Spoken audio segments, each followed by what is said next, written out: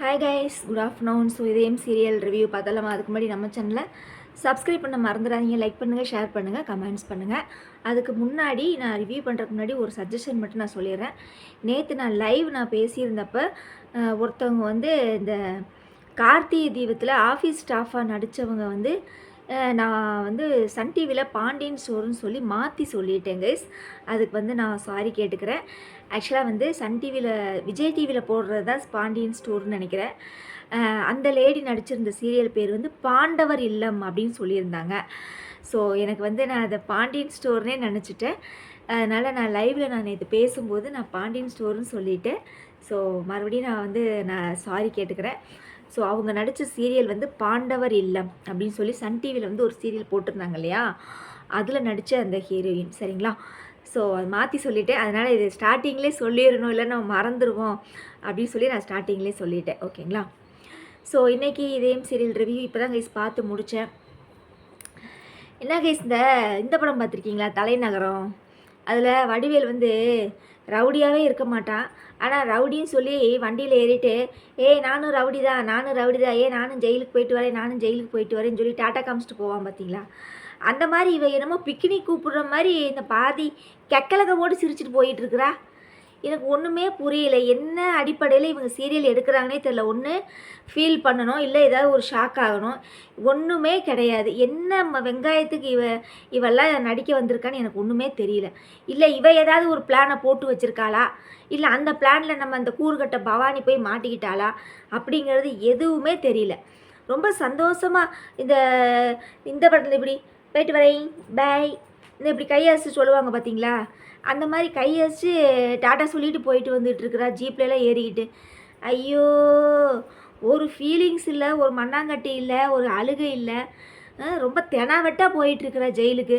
ரொம்ப தெனாவெட்டா. அதில் வேற பிஜிஎம், மறுபடியும் இந்த அம்மாவுக்கு ஒரு பிஜிஎம். ஆட கடவுளே, இதுக்கெல்லாமாடா ஒரு பிஜிஎம் வச்சு அந்த சீன்லாம் மாசாக காமிப்பீங்க? ஐயோ சாமி, முடியலடா எங்கனால்.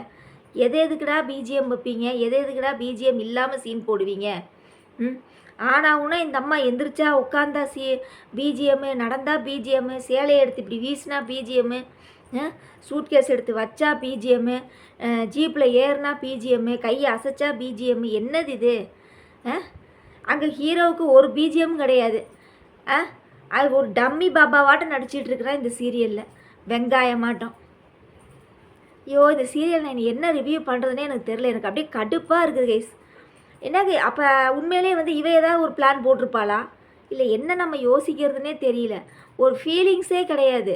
அவள் பவானி எண்ணி 10 செகண்டில் நான் உன்னை இந்த வீட்டை விட்டு அனுப்புகிறேன் அப்படின்றா. 10 செகண்டுக்குள்ளேயே போலீஸ் வருதாமா, இவளை அரெஸ்ட் பண்ணுதாமா. ஆனால் ஒரு ஃபீலிங்ஸே இல்லைப்பா. ஒரு ஒரு ஒரு பய உணர்ச்சியோ, என்ன பவானி இந்த மாதிரி ஒரு பண்ணிட்டாளே அப்படின்னு சொல்லி எதுவுமே இல்லை. அந்த மூஞ்சியில் ஒரு பயங்கிறதே இல்லை. குழந்தைங்களை விட்டுட்டு நம்ம போகிறோமே, ஒன்றுமே இல்லை கைஸ். என்னமோ இதை நம்ம எப்படி தெரியுமா யோசிக்கணும்? பவானி ஸ்கெட்சு போட்டு பாரதியை தூக்கலை, புரியுதுங்களா? பாரதி ஸ்கெட்சு போட்டு பவானி உள்ளே மாட்டிக்கிட்டா, அதுதான் உண்மை. இல்லாட்டினா இந்த முகரக்கட்டை இவளை தெனாவட்டால வண்டியில் போய் ஏறாது, புரியுதுங்களா? பவானி தான் இவ போட்ட ஸ்கெட்சில் நல்லா மாட்டிக்கிட்டான்னு நான் நினைக்கிறேன். ஏன்னா அவன் புருஷங்காரன் கேட்குறான் பாருங்க, யார்? பவானியோட வீட்டுக்காரன் கேட்குறான் பாருங்க, என்ன பவானி, நம்ம இவ மிரண்டுட்டு பயந்துட்டு இந்த மாதிரி இதாயிட்டுல நம்ம ஜெயிலுக்கு போவான்னு நம்ம நினச்சோம். இவ என்ன டாட்டா காமிச்சு என்னமோ பிக்னிக்கு சுற்றுலா போகிற மாதிரி டாட்டா காமிச்சில் போயிட்டுருக்குறா சந்தோஷமா அப்படிங்கிறான். அதாங்க எனக்கும் புரியலை. இவ என்ன மைண்ட் செட்டில் இருக்கிறானே எனக்கும் தெரியலன்னு சொல்லி பவானி புலம்பிகிட்டு இருக்கிறா. சரி, ஆக மொத்தம் யாரோட பிளான்லேயே யாரோ சிக்கிட்டாங்க, அதுதான் உண்மை. ஏன்னா எனக்கு இது வேறு எப்படி ரிவ்யூ பண்ணுறதுனே தெரியல. அப்பா அப்பா என்ன நடக்குதுன்னா, நேற்று ஆக்சுவலாக அப்போ நேற்று நடந்தது பவானி இன்றைக்கி தான் வீட்டுக்கு வர்றாப்புல. அப்போ நேற்று நடந்த எபிசோடில் என்ன நடந்திருக்கும் அப்படின்னா, இந்த மாதிரி மித்ரா ஸ்பீலாக விட்ருப்பா. இந்த மாதிரி ரொம்ப தெரிஞ்சவங்க, ரொம்ப க்ளோஸ் ரிலேஷன், ஆதிக்கு ரொம்ப தெரிஞ்சவங்க உள்ள எங்கள் வீட்டுக்கு வரப்போகிறாங்கன்னு சொல்லியிருப்பா.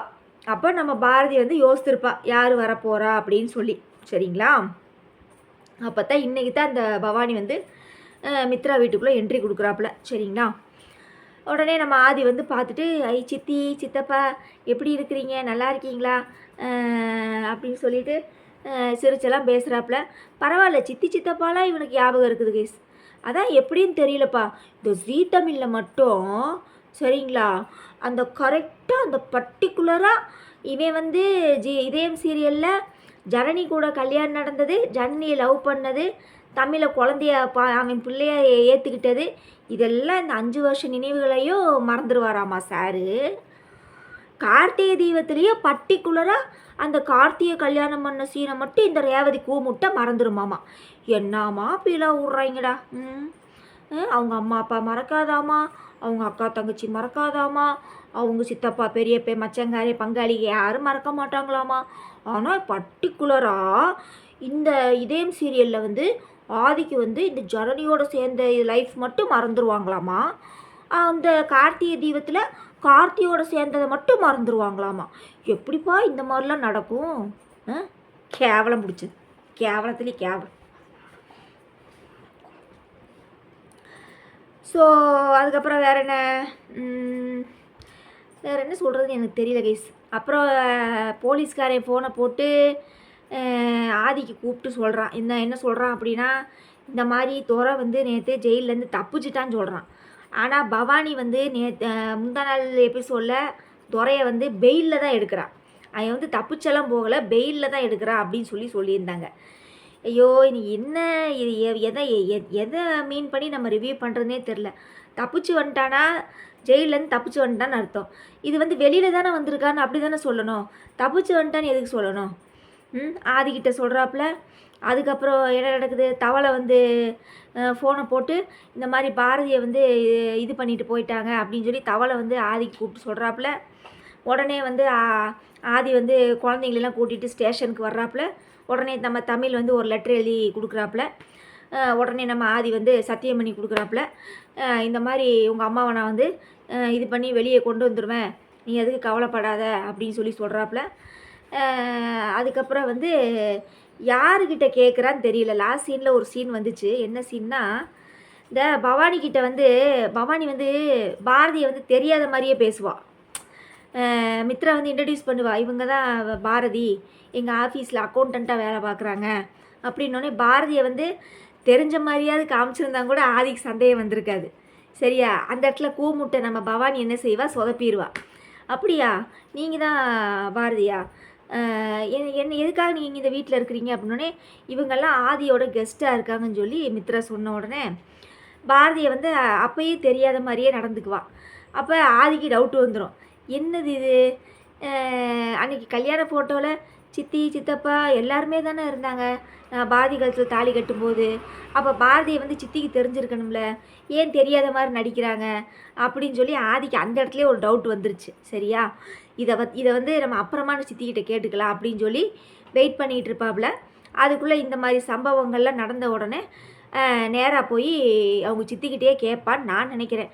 எதுக்காக நீங்கள் வந்து பாரதியை தெரியாத மாதிரி நீங்கள் காமிக்கிறீங்க, எதுக்காக நீங்கள் பாரதியை, ஏன்னா பாரதிய கழுத்தில் ஒருவேளை அதை சொல்லுவானா அப்படிங்கிறது எனக்கு தெரியல. ஏன்னா பாரதி கழுத்தில் நான் தாலி கட்டின ஃபோட்டோவை நான் பார்த்துருக்கேன்.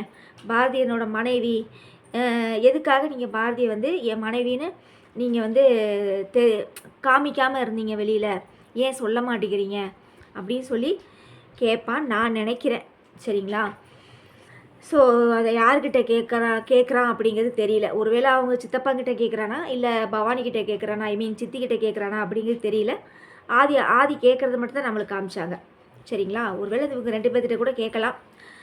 பார்ப்போம் இனி எப்படி ஆதி வந்து அவரோட மிஸ்ஸஸ் பாரதியை வந்து எப்படி வந்து காப்பாற்ற போகிறார், எப்படி ஜெயிலேருந்து வெளியே இருக்க போகிறார் அப்படிங்கிறத வெயிட் பண்ணி பார்ப்போம்.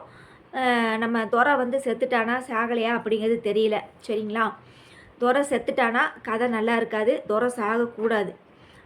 ஒருவேளை துரை வந்து பாரதியோட எந்த ஒரு பிளானுமே போடுறதுக்கு வாய்ப்பே இல்லை. ஏன்னா துரையும் பாரதியும் வந்து எப்பயுமே எலியும் பூனையும் மாதிரி தான் சண்டையை போட்டே இருப்பாங்க. சரியா?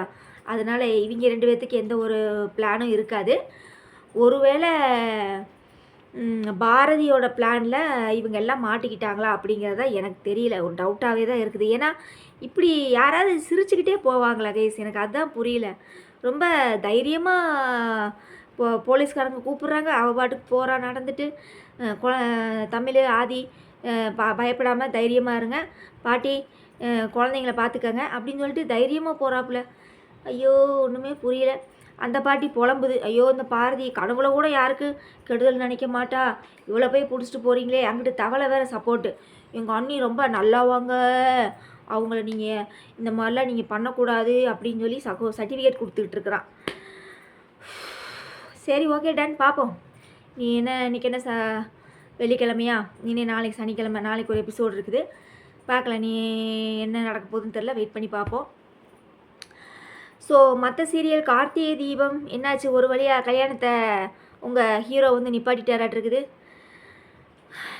அந்த கார்த்திகை தீபத்தை எனக்கு ரிவ்யூ பண்ணுறதுக்கே எனக்கு இஷ்டமே இல்லை கைஸ். நீங்கள் என்ன வேணாலும் நினச்சிக்கோங்க, சரிங்களா? ரேவதி எனக்கு வந்து ஜோடியாக இருக்கக்கூடாது. அந்த லாஸ்ட்டு பொண்ணு ஜோடியாக இருந்தால் மட்டுமே தான் நான் கார்த்திகை தீபத்தை ரிவ்யூ பண்ணுறதா இருக்கிறேன். ஏன்னா ரேவதிக்கு வந்து பழைய ஞாபகம் மறந்துருச்சு கைஸ். அவளை அப்படியே விட்டு வேறு யாருக்கா நல்லவனாக பார்த்து கல்யாணம் பண்ணி வச்சுட்டா வேலை முடிஞ்சது, சரியா? ஒருவேளை இனி இது ஞாபகம் வந்து கூட கார்த்திகிட்ட வந்து, ஆனால் கார்த்தி வந்து இது பண்ணக்கூடாது. அந்த கடைசி பொண்ணைத்தான் வந்து அவன் வந்து கல்யாணம் பண்ணுற மாதிரி இருக்கணும். அப்போ தான் கதை கரெக்டாக இருக்கும். ஏன்னா தீபா பாடகி, அந்த பொண்ணும் பாடகி. என்னடா அசியூஷ் எப்போ பார்த்தாலும் இந்த அக்கா வந்து இதையே சொல்கிறாங்க, நீங்கள் யாரும் நினைக்க வேண்டாம். ஏன் சொல்கிறேன் அப்படின்னா கதையோட கண்டினியூட்டியாக இருக்கும்னு தான் நான் சொல்கிறேன். ஏன்னா தீபா பாடகி, இந்த பொண்ணு பாடகி, அதனால் அந்த இது வந்து கரெக்டாக இருக்கும். ரேவதி வந்து நாட் சூட்டபிள், ஓகேங்களா? இந்த கதைக்கு வந்து சூட்டபிள், ஒர்த்து கிடையாது, சரிங்களா? அதுதான் என்னோடய கருத்து. நீ ஏன்னா நிறைய பேர் கார்த்திக் ரேவதி பேர்லாம் ரொம்ப பிடிச்சிருக்குன்னுலாம் கமெண்ட்ஸ் பண்ணுறீங்க. அதனால் இது கூட என்னோடய வீடியோ கூட நீங்கள் ஸ்கிப் பண்ணலாம். எப்போ பார்த்தாலும் இந்த அக்கா வந்து இதையே சொல்கிறாங்க, எங்களுக்கு ஃபேவராக பேச மாட்டேங்கிறாங்க அப்படின்லாம் நீங்கள் நினைக்கலாம். எனக்கு உங்களோட இதெல்லாம் புரியுது. பட் என்னை பொறுத்தளவு என்னோடய திங்கிங்னு ஒன்று இருக்கும்னா கைஸ். நீங்கள் அப்படி நினைக்கிறீங்க, நீங்கள் ஆசைப்பட்றீங்க அவங்க 2 பேர்த்துக்கும் நல்ல சீன்ஸாக வைக்கணும், அவங்க 2 பேர்த்துக்கும் நிறைய சீன்ஸ் கொடுக்கணும், அவங்க 2 பேரும் நல்லா பழகிற மாதிரிலாம் சீன்ஸ் கொடுக்கணும், 2 பேர் அந்த மாதிரிலாம் நீங்கள் வந்து கீழே கமெண்ட்ஸ்லாம் போடுறீங்க. நிறைய கமெண்ட்ஸ்லாம் நான் படிப்பேன். அப்போ உங்களோட பாயிண்ட் ஆஃப் வியூவில் நீங்கள் அந்த மாதிரி சீரியலில் நீங்கள் அந்த மாதிரி திங்கிங்கில் பார்க்குறீங்க. பட் எனக்கு வந்து அப்படி கிடையாது. ஏன்னா என்னை பொறுத்தளவு என்னென்னா, கார்த்திகை தீபம் அப்படின்னாலே ஒரு சங்கீதம் மாதிரி தான், அந்த தீபா பாடுற மாதிரி தான் அந்த கார்த்திகை தீபம் பேரே வரும். அந்த ராகமே அழகாக இருக்கும், ஆஹா அப்படின்னு இழுத்துட்டே வருவோம். அப்போ இருக்கும்போது கீழே வந்து புல்லாங்குழல் விளாட்ட அந்த ஒரு சிம்பிள் போட்டிருப்பாங்க. கார்த்திகை தீபத்துக்கு கீழே புல்லாங்குழல் விளாட்ட ஒரு சிம்பிள் போட்டிருப்பாங்க. அப்போ அது இசையை மையப்படுத்தி தானே அந்த கதை கிளம்பி இருக்குது. அப்போ தீபா வந்து அப்போ ஃபஸ்ட்டு சீசனில் எதுக்கு நீங்கள் தீபாவை பாடகியை காமிக்கணும்? நார்மலாக ஒரு லேடியாகவே நீங்கள் காமிச்சிருக்கலாம்ல, இல்லைன்னா வேறு ஏதாவது ஒரு டேலண்ட்டான பொண்ணாக காமிச்சிருக்கலாம்ல. புரியுதுங்களா நான் சொல்கிறது? அப்போ தீபாவை வந்து பாடகியை காமிச்சிட்டு, இப்போ இந்த பொண்ணுங்கள்லேயுமே வந்து பார்த்தீங்கன்னா எந்த பொண்ணையுமே நீங்கள் பாடகியை காமிக்காமல் நார்மலாக ரேவதி மாதிரியே, ரோஹிணி மாதிரியே, துர்கா மாதிரியே, சுவாதியும் நீங்கள் நார்மலான ஒரு பொண்ணாகவே நடிக்க வச்சுருக்கலாம்ல. எதுக்காக நீங்கள் அந்த பொண்ணை பாடகியை நீங்கள் கொண்டு வரணும்? சொல்லுங்கள், நான் கேட்குறது தப்பாக ரைட்டா? அப்போ அந்த இடத்துல ஏதோ ஒரு காரணத்துக்காக தான் அந்த பொண்ணை நீங்கள் பாடகியாக கொண்டு வந்திருக்கீங்க. அப்போ மொதல் சீசனுக்கும் இந்த சீசனுக்கும் கண்டினியூட்டி இருக்கணும் அப்படின்றதுக்காக தான் ஒரு பொண்ணை பாடகியே வச்சுருக்கீங்க. அப்போ அந்த பாடகி தான் கார்த்திக் ஜோடி அப்படின்னு தான் நான் நினைக்கிறேன். நான் நினைக்கிறதுல தப்பு இருந்துச்சுன்னா எனக்கு கமெண்ட்ஸில் சொல்லுங்கள், சரிங்களா? ஸோ அடுத்து வாரிசு சீரியல் ப்ரிவியூ பார்த்தேன். ஒரு வழியாக நம்ம தமிழை வந்து காப்பாற்றிட்டாப்புல. அது எப்படி கேஸ், ஆளுக கடத்தி வாயில் துணியை கட்டி காலை கட்டி மேலே கட்டையெல்லாம் வைக்கிறாங்களாமா. ஆனால் மேக்கப் மட்டும் குறையவே இல்லையாம்மா தமிழுக்கு. அடாடாடாடாடா, எப்பட்றா இப்படி இருக்கிறீங்க? நான் ப்ரிவியூவில் பார்க்குறேன், சிபி வந்து அவ்வளோ ஃபைட் பண்ணுறான், கீழே உருள்றான், மேலே எந்திரிக்கிறான், நெருப்பில் இப்படி அடிக்கிறான் அப்படி அடிக்கிறான்னு ஒரு மாசான ஃபைட்டாக இருந்தது. தமிழை வந்து காப்பாற்றும் போது பார்க்குறான், இப்படி வாயில் துணியை கட்டி இருக்கிறத அவுக்குறான். இந்த சீவல் கூட அப்படியே கலையாமல் இருக்குது கைஸ். மேக்கப் வந்து அப்படியே இருக்குதுங்க. எப்படின்னு பாருங்களேன். ஐயோ ஐயோ. சரி ஓகே, ஒரு வழியாக நம்ம தமிழை வந்து சிபி காப்பாற்றிட்டாப்புல. ஓகே, வாரிசு சீரியல் இந்த மாதிரி போயிட்டுருக்குது. அடுத்த சீரியல் என்னது? வீரா சீரியல் ரிவெஞ்ச் ஸ்டோரி மாதிரி இருக்குது. வீரா சீரியல் வந்து ரிவெஞ்ச் ஸ்டோரி மாதிரி இருக்குது. ஒருத்தன் வந்து மா கண்மணியோட பொண்ணை வந்து கடத்தி, அதாவது ஆக்சுவலாக வந்து வீராவுக்கும் அவனுக்கு ஏதோ பிரச்சனையாட்டு இருக்குது. அதாவது தொழில் ரீதியாக இந்த அம்மா கலெக்டர் இல்லையா, உடனே அவன் ஏதாவது சைன் போட சொல்லியிருப்பான், இந்த அம்மா சைன் போட்டிருக்காது. இந்த அம்மா நேர்மை நியாயம் இதெல்லாம் பேசிகிட்டு இருக்க மாட்டிருக்குது. அதனால் அது கடுப்பாகி போய் கண்மணியோடைய குழந்தைய வந்து அவன் இது பண்ணிட்டானாட்டிருக்குது. கூட்டி கொண்டு போய் வச்சுட்டு மறுபடியும் கொண்டு வந்து வீட்டில் அவனே விட்டுறான். இதுக்கு இடையில என்ன நடக்குதுன்னா, மாறன்கிட்ட போய் இவ உதவி கேட்குறான். மாறனே உனக்கு ஆகாது, மாறன் நீ மாறன் இருக்கிற கடையை இவன் காலி பண்ண சொல்லுவாளாமா, எங்களை நிம்மதியாக இருக்க விடலாம் போய் டயலாக் பேசுமாம்மா. கடைசியில் பார்த்தா அவங்கிட்டே போய் இவன் ஹெல்ப் கேட்பாளாமா. அவன் பைக்லேயே ஏறி உட்காருவாளாமா, அவன் ஷோல்டர்லேயே கையை போடுவாளாமா. அங்கே ஒரு ரொமான்ஸு. டே என்னடா உங்கள் சீரியல் எடுக்கிறீங்க வில்ல, ஐயோ சாமி கருமண்டா. அதுக்கப்புறம் அந்த குழந்தைய கொண்டு விட்டோன்னே அடுத்து மாறன் என்ன செய்கிறான் பாருங்க. அந்த அந்த கண்மணியோட குழந்தைய கடத்திருப்பான்ல, அவனோட பையனவே இவன் கடத்துறானாமா. இவன் கடத்தி கொண்டு போய் வச்சுட்டு மறுபடியும் சாயந்தரமாக கொண்டு வந்து வீட்டில் விட்டுக்கிட்டு இருக்கிறான். என்னது இது? அப்போ வில்லனுக்கும் ஹீரோவுக்கும் என்ன வித்தியாசம்? இல்லை என்ன வித்தியாசம்? அவன் செஞ்ச தப்பையே நீயும் செய்கிறீங்க. அப்புறம் நீ ஹீரோவா இல்லை வில்லனா? இல்லை எனக்கு புரியல. உடனே கீழே கமெண்ட்ஸை பார்க்கணும். சூப்பர், மாறன் வீரா சூப்பர், இந்த சீரியல் இப்போ தான் சூடு பிடிக்குது, அது பிடிக்குது, எப்படி இப்படிலாம் கமெண்ட்ஸ் போடுறீங்க? அடாடாடாடா. சரி விடுங்க, ஒவ்வொருத்தவங்க சீரியல் பார்க்குற விதம் வந்து மாறிக்கிட்டே இருக்கும் இல்லையா? ஸோ அதில் வந்து நீங்கள் பார்க்குற விதமெல்லாம் ஒரே மாதிரி இருக்குது, நான் பார்க்குற விதம் வேறு மாதிரி இருக்குது, அவ்வளோதான். இது வந்து எனக்கு வந்து ரிவெஞ்சாக தான் அப்படின்னு தோணுது. ஏன்னா அவன் வந்து அந்த குழந்தைய வந்து இது பண்ணிட்டான். அப்போ இவன் வந்து அதுக்கு பதிலாக வேறு ஏதாவது ஒரு பனிஷ்மெண்ட் கொடுத்துருக்கலாம் இல்லையா? மாறன் வந்து அதே குழந்தைய இது பண்ணி செஞ்சால் அது தப்பு இல்லைங்களா சொல்லுங்கள்? ஏற்கனவே நான் வந்து ரிவ்யூ பண்ணும்போதெல்லாம் இது அடிக்கடி நான் சொல்கிறது ஒன்றே ஒன்று தான். ஜீ தமிழை பொறுத்தளவு குழந்தைங்கள கஷ்டப்படுத்துகிற மாதிரியோ, குழந்தைங்கள அடிக்கிற மாதிரியோ, என்ன ஒரு மாதிரியோ குழந்தைங்கள இது பண்ணுற மாதிரி சீரியல் எடுக்காதீங்க. நான் ரிவ்யூ பண்ணும்போதே நான் நிறைய தடவை சொல்லியிருக்கேன். ஆனால் அதை வந்து இந்த ரிவ்யூலாம் அவங்க பார்ப்பாங்களா பார்க்க மாட்டாங்களான்னு எனக்கு தெரியல. சரிங்களா?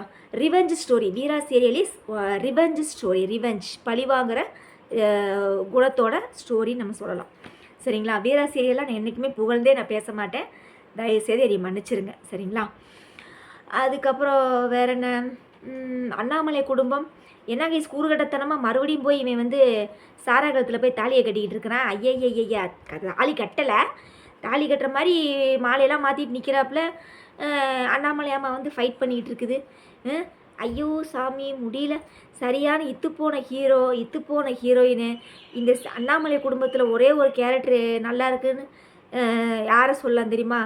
அண்ணாமலை அம்மா மட்டும்தான். மற்ற கூட நடிக்கிறதுக்கு எல்லாமே டம்மி பீஸுங்க, நல்லாவே இல்லை, ஒன்றுமே இல்லை. அந்த வில்லியா நடிக்கிறா பாருங்க வான்மதி, அவள் ஒன்று, இந்த அண்ணாமலை அம்மா ஒன்று. இது ரெண்டும் தான் நடிப்புலே சூப்பராக இருக்குதுங்க. மற்றது எல்லாம் நல்லாவே இல்லை. ஹீரோவும் நல்லா இல்லை, ஹீரோயினும் நல்லா இல்லை. ஐயோப்பா சாமி நல்லாவே இல்லை. சுத்தம் சோறு ஓடும் அந்த மாதிரி இருக்குது, கேவலமாக இருக்குது. அப்புறம் வேறு என்ன சீரியல் பார்த்தேன் ப்ரிவ்யூ? சந்தியா ராகம். நம்ம யார் புவனேஸ்வரிக்கு வந்து தனா வந்து ஜூஸில் என்னத்தையே கலந்து கொடுத்துட்டாலாட்டு உடனே மாயா வந்து போனால் போகுது மன்னிச்சு விடு அப்படின்னு சொல்லி மாற்று மருந்து கொடுத்து காப்பாற்றுறாங்களாம்மா. இவ வந்து ஜூஸில் இதை கலப்பாலாமா. இந்த அம்மா வந்து வேணான்னு சொல்லுமாம்மா. உடனே இந்த அம்மா வந்து மாற்று மருந்து கொடுத்தோன்னே அதை குடித்தோடனே சாக மாட்டாளாமா. ஐயோ சாமி, சந்தியாராகம் சுத்த வேஸ்ட்டு சீரியல். அவ்வளோதாங்க கைஸ். வேறு என்ன சீரியல் ப்ரிவியூ பார்த்தேன், அவ்வளோதான். நீ கார்த்திகை தீபம் நான் ரிவ்யூ பண்ணுறதா இல்லை கைஸ். கார்த்திகை தீபம் எனக்கு வந்து கதை அந்த மாதிரி ட்ராக்கில் கொண்டு போனால் மட்டுமே தான் நான் ரிவ்யூ பண்ணலான்னு நினைக்கிறேன். அப்படி ஏதாவது சடனாக ஏதாவது ஒரு மாதிரி ஸ்டோரியில் ஏதாவது திருப்பம் ஏற்பட்டால் மட்டும் நான் வந்து அன்றைக்கி கார்த்திகை தீபத்தை வந்து நான் ரிவ்யூ பண்ணுறேன். சரிங்களா? மற்றபடி நீ கார்த்திகை தீபத்தை நான் ரிவ்யூ பண்ணுறதுக்கு எனக்கு இஷ்டம் இல்லைங்க. சரிங்களா? Okay dot. ஒருத்தவங்க என்ன சொல்லி கமெண்ட்ஸ் போட்டிருக்காங்க தெரியுமா? இனி இனி இனி இனி வந்து தலையோட ஆட்டம் ஆரம்பமா. ஐயோ சாமி முடியல. சரி ஓகே டன். எல்லாம் ஃபேன் பேஸ்டாக இருக்கிறாங்க, ஒன்றுமே பண்ண முடியாது. Okay done. நாளைக்கு ரிவ்யூவில் பார்க்கலாம் கைஸ். ஓகே, நாளைக்கு என்ன லைவ் போடலாமா வீடியோவாக போடலாமா? நாளைக்கு வந்து முடிஞ்சால் நான் லைவ் போகிறேன். ஏன்னா இப்போ எல்லாம் நிறையா பவர் கட் ஆகிட்டே இருக்குது. சரிங்களா? அதான் இந்த வெயில் அதிகமாகி நிறைய பேர் ஏசி வாங்கினனால பவர் ஏதோ கம்மியாக இருக்குதாம்மா, அதனால் பவர் கட் ஆகும்னு இந்த மந்த் ஃபுல்லாக சொல்லியிருக்காங்கன்னு சொல்கிறாங்க. ஸோ பவர் கட் ஆகுது. இன்றைக்கே மார்னிங்கே பார்த்தீங்கன்னா 1 மணி நேரம் கரண்ட் போயிடுச்சு. சரிங்களா? பார்க்கலாம். நாளைக்கு பவர் கட்டு போகலை அப்படின்னா லைவாக போய்க்கலாம். அப்படி பவர் கட்டு ஆயிடுச்சு அப்படின்னா வீடியோவாக பார்த்துக்கலாம். ஓகேங்களா? சரி, ஓகே டன். மறக்காமல் நம்ம சேனலை எப்பயும் போல் சப்ஸ்கிரைப் பண்ணுங்கள், லைக் பண்ணுங்கள், ஷேர் பண்ணுங்கள், கமெண்ட்ஸ் பண்ணுங்கள். ஓகே கேஸ், நம்ம நாளைக்கு பார்க்கலாம். Okay, by. மே 4ஆம் தேதி ரிசல்ட்டு. ஸோ யார் தமிழ்நாட்டை தூக்கி நட்டமாக நிப்பாட்ட போகிறார் அப்படின்னு சொல்லி பார்க்கலாம். Okay, bye guys.